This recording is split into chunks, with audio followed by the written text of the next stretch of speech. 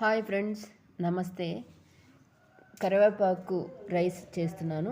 చూడండి, కావాల్సిన పదార్థాలు: కరివేపాకు, ఒట్టిమిరపకాయలు, ఫస్ట్ శనగబ్యాళ్ళు, ఉద్దిబ్యాళ్ళు, కందిబ్యాళ్ళు వేసి వేయించుకుంటాను. డ్రైగానే వేయించుకుంటాను. ఒట్టిమిరపకాయలు, నువ్వులు, కరివేపాకు, కొంచెం ఆయిల్ వేసి వేయించుకుంటాను. కొన్ని మిరియాలు కూడా బాగా ఎర్రగా వేయించుకొని కొంచెం చింతపండు వేసి చల్లారినాక మిక్సీకి వేసుకోవాలి. సాల్ట్ వేసి మిక్సీకి వేసుకున్నాను.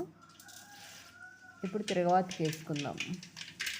ఆవాలు, జీలకర్ర, ఉద్దిబ్యాళ్ళు, శనగబ్యాళ్ళు, కరివేపాకు, ఒట్టిమిరపకాయలు అన్నీ వేసి వేయించుకోవాలి.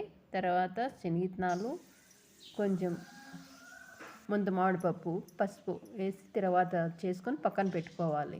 ఆ తర్వాత కారం పొడి అన్నంలో రైస్ చేసి పక్కన పెట్టుకొని అన్నంలో కలుపుకొని కారం పొడి అంతా అన్నం కలిసేలాగా కలిపేసుకొని పెట్టుకోవాలి.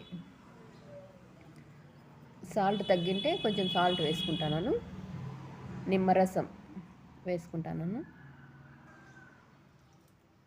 తర్వాత తిరగవాతకి వేసిన తాలింపు వేసుకొని అంతా కలుపుకోవాలి.